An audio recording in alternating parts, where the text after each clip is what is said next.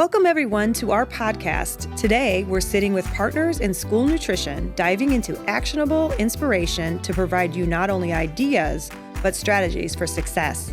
I'm your host, Maureen Pasonic, and I'm thrilled to explore this topic with you and with some of our school nutrition friends. Boy, today, I really love this opportunity sometimes to just pause and think about being in school nutrition for over 2 decades myself now. I can't believe it. It's been such a blessing. When I was at school, learning about nutrition, I never thought I'd be in school food service ever. And it has brought me to so many important parts of the journey of what it means to be in public health and help move the needle for nutrition in this world. And one of my favorite things along the journey is meeting some people that feel almost, palpably the same way I do about being a nutrition dietitian, so many aspects of that to be able to put into practice, specifically in schools. So I am thrilled today to be sitting with one of my colleagues and dear friends, Andrew Mendez, who is the food service supervisor for Kenston. But fun fact about you, I did not know, I talk about my background. I mean, I really was Case and Cleveland Clinic. I mean, they geared me for clinical job, no way, no how. I mean, I had very minimal rotations in food service. I loved them. They were fun. I love the aspect of cooking. But you actually, fun fact, went to culinary school. I did. Please share. Yes, I did. Do share. Yeah. So actually, I gotta give you some credit. It was my first school nutrition job. I had applied at several districts. I was young. And just like you, I had gone to school for nutrition and dietetics, and they prepared us very well for the clinical world. And that's all I could see myself doing initially until I had a rotation in school nutrition. And I thought, this is a really neat area. I'd love to get my foot in the door. Very challenging though, because many of the directors are lifers. They get in and they stay. And so I had a difficult time getting a job initially. I had applied for Cleveland Metropolitan School District at the time with a good friend of ours, Chris Burkhart. And I reached out to you. I said, Maureen, can I use you as a reference? Yes. And you said, absolutely. Chris called me and he said, hey, you got a recommendation from Maureen. We got to bring you in. And so that led to an interview, a job at Cleveland. But while I was at Cleveland, I had thought, it would be really neat to combine my love for cooking and also my passion for nutrition and dietetics, the knowledge and the science of food, but bringing it to life, recognizing that in this industry, that's what we have to do. We have to prepare food to hopefully eventually end up in the students' bellies. We don't want nutritionally dense trash cans. And so while I was downtown, I actually went back to culinary school at Tri-C. While I was working downtown, I took some evening classes, a certificate program. So I tell people I don't claim to be an executive chef or really a chef of that matter. I just took some classes to sit for an accreditation exam through the American Culinary Federation. Just learning how to, I thought just some basics, learning how to work with commercial equipment, food service equipment, how to turn on a pilot light, how to fix the oven when it might be broken, but then how to utilize this stuff to the best of our abilities to bring food to life, make it taste well, and really just create some appetizing dishes for the kids and understanding kitchen operations in a whole. And so I thought those skills would be valuable while I was down there. And so I keep my certificate in my closet. Like I said, I don't claim to be an executive chef, but it was definitely some real impactful skills. So I'm very happy that I took the time to do that. Oh my God, this is bonus content, Andrew. You don't know how excited you're making me right now because we were sitting in corporate college at Tri-C, yes. which, for those of us that don't know, I mean, there is a whole wealth of culinary classes. So you hit the first ding, ding, ding is hey, if you are in this business and you never were formally trained, there are local programs that you can tap into. Right next door, I think I was at the East Campus. Yes. Just right down the street. Yeah, that's where a lot of my classes are at. Yep. That is so perfect. So that, there's always an opportunity. I think when we talk about this podcast episode being sharing a journey of leadership, what I find most admirable about you is you are a leader who is a learning leader. You constantly pursue learning about our profession, and you've developed yourself quite quickly into being a premier local supervisor. I really am so proud of the effort in a short amount of time. Like you said, this is a career where there are lifers. There are people that dig their heels in and they retire 30, 40 years. And some of them don't have the accolades or the accomplishments that you have in your short amount of time. You're very humble, my friend. Thank you. I think one of the things about leadership and learning that I love most is, first of all, you tapped on the internship portion of us meeting when you were going through that process. Yes. Yep. You also do a great mentorship every year of your own set of interns. And one of the accolades that I just want to say, a fun fact about you, is that you joined the mystery chef that Pasonic Partners does, which we call like one of these opportunities just to embrace hands-on professional development. Yes. And you do it in your district at Kenston, but you involve your intern every year. Talk to us just briefly about that. Yeah, so I love the opportunity I get each year to take an intern. I always was just thinking through when I was in that seat. So for those that don't know, in order to sit to be accredited and as a dietitian to sit for the board exam, you have to have so many hours of internship experience, and they have to be in several different fields where you'd find a dietitian. One of them being school nutrition, where you and I had kind of gotten started. And so I always figured like this is the wonderful opportunity to pay it back, pay it forward. We needed that opportunity when we were back in school. So what an incredible opportunity it is for us to be mentors and preceptors for interns in school. And so Kent State is the local university that's reached out to me. This is my 4th year now, I believe. 5th year maybe. I was just talking to the director the other day, setting up our spring rotation. And so I'm always just thinking for ways to bring them into the kitchens, but try to make it the most exciting internship it can be, and just fun ways to get them involved in the kitchens, working with some projects of theirs to help us out in the kitchen, kind of take a outsider's perspective, see things, see how we operate, and have them challenge us with their ideas as a student to say, what do you think we could be doing differently? What do you think we could be doing better? And we've had interns help, revamp our entire inventory process. They've done some taste testings and menu concepts with the students with menu development, and the mystery box kind of coincides right along with that, getting to work with you guys to bring in a mystery box of ingredients.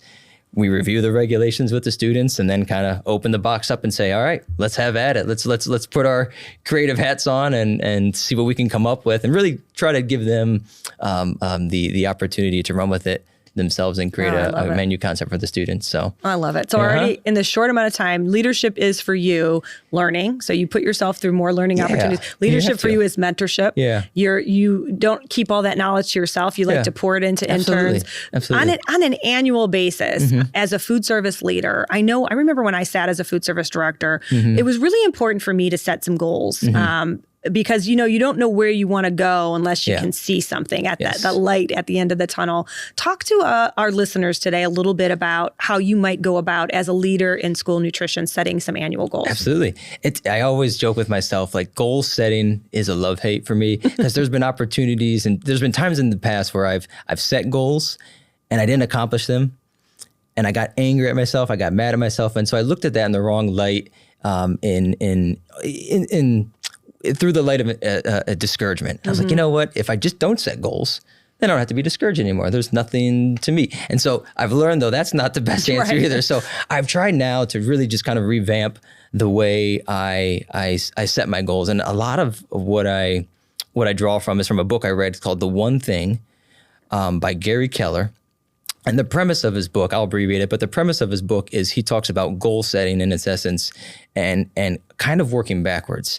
Set a vision, set a big, lofty vision, as big, as grandiose and specific as it can be, but then work backwards from there. If that's where I want to be 5 years from now, what do I need to be doing now? What's the position I need to be in a year from now? Then what's the position I need to be in 6 months from now, a month from now, a week from now, and kind of just filter it back down to the one thing is kind of the premise of his book. What's the one thing then you need to do today to just push the needle forward to move yourself toward that goal? And so I've set some goals for our department and just thinking through where we want to be, a year from now, 5 years from now, and kind of working backwards with our kitchen team and the managers to just think through, okay, well, what's the one thing we need to do today? And that helps really digest it for me, to not get overwhelmed, to think that we have to do everything now to get there a year from now. Just, hey, what are some small steps we can take?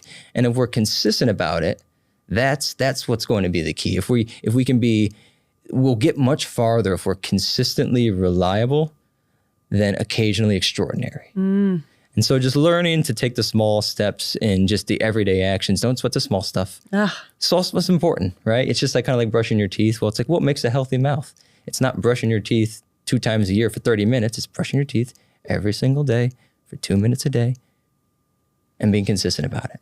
And if you miss a day, okay, that's all right. But get back on track, And so, we set some operational goals for ourselves. I try to set some personal goals for myself as well, too, just to kind of keep myself accountable in that regard and making sure, like you said, I'm always learning and I'm trying to grow myself. So. Oh my gosh. Okay. So next leadership lesson from Andrew Mendez. First of all, is that book is got to be on everybody's shelf. It sounds like it's got to be because it makes it actionable. Yes. It makes change attainable and actionable.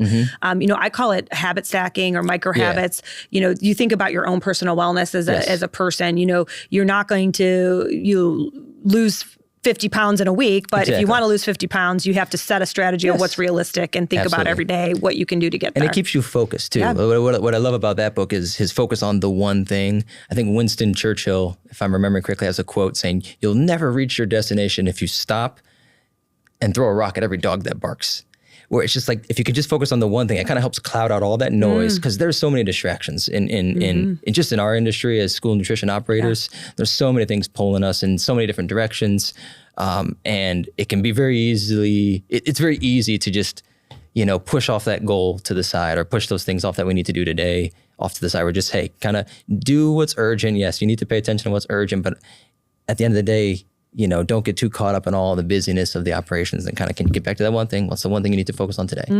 As small as it is. Yeah. Your presence is the present, right? Yeah. The present of the moment is to be in the moment. Absolutely. Take what you can do, build that habit. Yep. You and I both know fondly Jessica Shelley is an icon in our state here at University or the school district in Cincinnati. We talked recently about her clean label menu initiative. And, very honestly, she said, that took me 10 years, Maureen. So like folks that are thinking about something like a big change in their menu relative to clean label or ultra processed foods, which is a hot topic, which we all know we got to keep on top of those hot topics as leaders in school nutrition.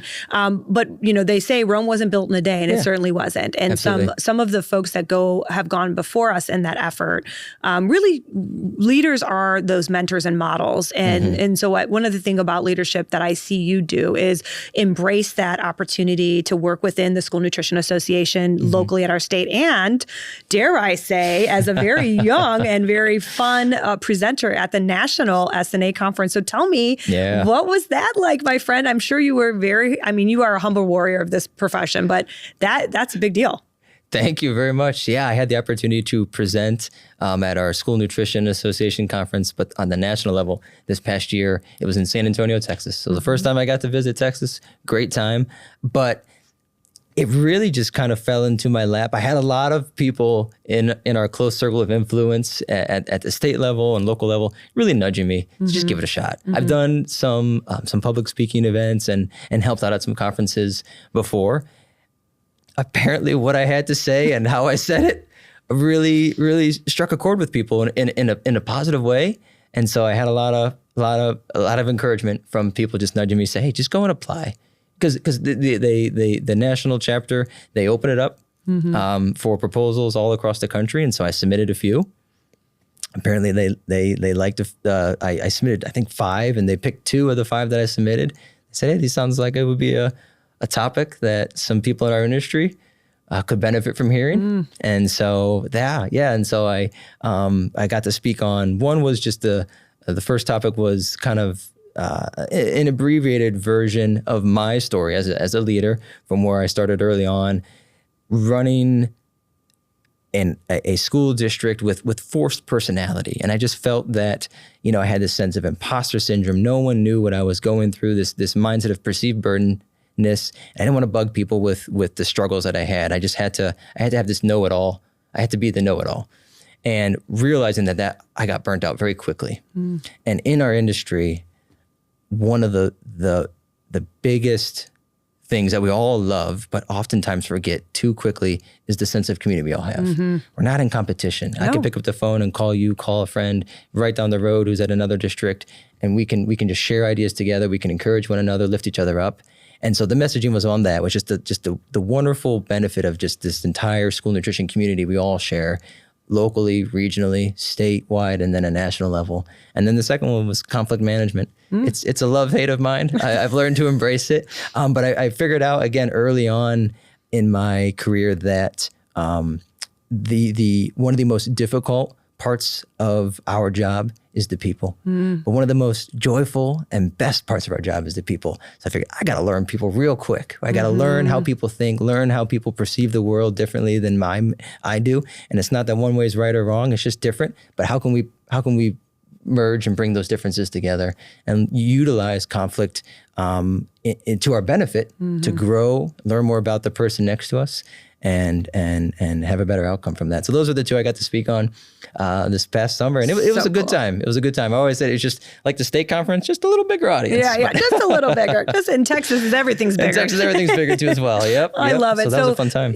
Just wrapping this like leadership thought thread through, like leaderships share their messages and they take risks. So you took a risk, you filled out a proposal to present. You didn't know whether you're going to get it or not. So you're never going to win the lottery unless you play. So there you go. You did. Yeah. Kudos on that leadership tip. And then the other part is you found a way to work through some of your own leadership challenges. Yeah. And you didn't hide that under a bushel. You wanted to shine that light out and help others that might be struggling with the same leadership quandaries and using a national stage to do that. Again, I'm just so proud of you. Yeah. I think that is super awesome. I remember, a fun thing about us, we were at the local show together. I was presenting in one room on a topic and they let us split. Yes. And it was hilarious. I was like, no, go see Andrew speak. Like, I mean, you guys can hear me talk anytime. Like, you got to hear what and then you, for whatever reason, it was like you had a moment in there. They all came out teary-eyed. And I was like, gosh, it was so impactful. So I guess the other part to that is you brought up a really good point is leaders in child nutrition aren't competitors. We are collaborators. Yes. And when you lead and you choose a career in nutrition and you choose to be a leader in it,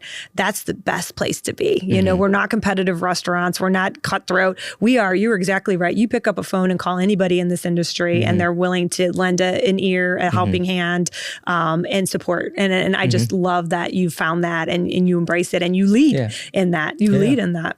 Well, so for those folks who are like, hey, I'm a frontline cook, or hey, I was an intern and I didn't ever think I would be a food service director. What is one bit of advice you would give somebody thinking about entering the field of nutrition? Yeah, I got two that come to mind right away. The first, I would say, kind of along the same lines of what I was just sharing in terms of just conflict management or relational management. We get to know people. I would say that would be one piece of advice that I would tell anybody, definitely in our industry, but just in general, no matter what your role is at work, at least in our industry, whether you're frontline staff, supervisor, you work with people, right? The people you rub shoulders with, the ones that you're serving alongside, you're in the kitchen cooking alongside, prepping alongside. And if you're a kitchen manager, you're having to manage people. I would say that would be one piece of advice that I would say put a lot of emphasis in that area. Get to know the people in your circle of influence. Get to know their names. Maybe they have a spouse. Do they have kids? What do they like to do on the weekend? Some hobbies. And I think over time that because the relationships takes time to form, and if done well and really given an effort to do that, it develops a sense of trust, and trusting teams can create some of the most unstoppable teams. They can just do anything. It can weather a difficult day, a difficult season throughout the school year. And so I would say for anybody, like I said, from top down, whether you're director, supervisor, manager, or frontline staff, everybody has a role in the team. We're one big team, one big family. And so to not look at yourself as, well, I'm not the one in charge. How much can I really make an impact, or how much influence I really have? A lot. Absolutely you do. You have a lot, and you have a responsibility to the person to the right of you and the left of you to create a positive team culture. And so that would be one thing I would say would be get to know people. Number two, the one thing that comes to mind, kind of what you were saying right from the beginning, was to never settle in terms of how much information you think you should know. I guess in short, what I would say is take yourself on. There's going to be a lot of opportunities coming your way to challenge yourself professionally, to develop yourself, develop your skills in our school nutrition industry.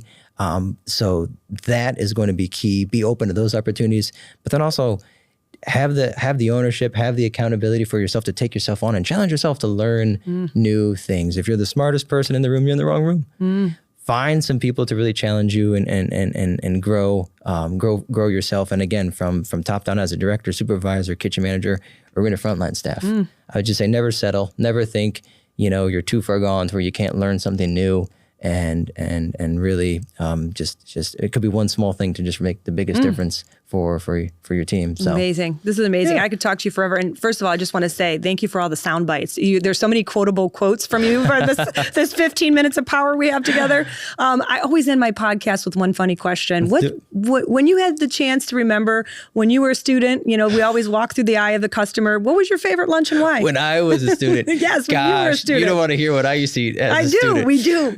My middle school lunch always comes to mind because it was, as a dietitian now, it was job security. Back then, I had one honey bun, one cosmic brownie. Do you remember those? I do. That we were able to sell. This was before, before a lot of the regulations had gotten a little more strict. One cosmic brownie and 2 chocolate milks. Oh my goodness. I would have that, Maureen. And then were you a little excited to go back in the classroom after that? Why? Oh my goodness. That was my lunch in middle school almost every single day. I just had a sweet tooth. Well. And now I can walk past an entire buffet of desserts and not bat an eye.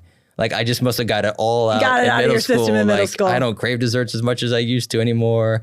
So I'm like, I must have got all out of middle school, but that was, that's hilarious. That was my unhealthy school lunch. Now I'd say it's probably, I love our school does like a build your own burrito bar concept, kind of like a Chipotle concept. Love that. And then we do a pasta bar as well with some different sauces, different noodle choices. Yeah, things like that. All the build your own concept's fun. You get to create it yourself. So. Well, this has been such an impactful time to spend together. And for our listeners, please take every bit of this and soak it in and know that you're surrounded by leaders in this industry that care about your success. And certainly, Andrew, we, again, are so proud of you. I can say that because I kind of feel like a little bit of a matriarch in this situation. Absolutely. But I do, I step out of your way because it's your time to shine, buddy, and your career is going to continue to elevate and inspire. And we just thank you for being a part of the child nutrition community. It's my pleasure. I always say product's a good education, so I will give you lots of credit. Like you said, for one of the matriarchs of our industry to really just keep everybody encouraged, but being a local influence in my life, just because we do live so close together. From our local chapter meetings, you kind of took me under your wing early on and always wanted what was best for me. And so I appreciate all the help, all the encouragement you've been to me in my journey. So awesome. It's a pleasure. Be well, my friend. Thank you for the time. Thank you.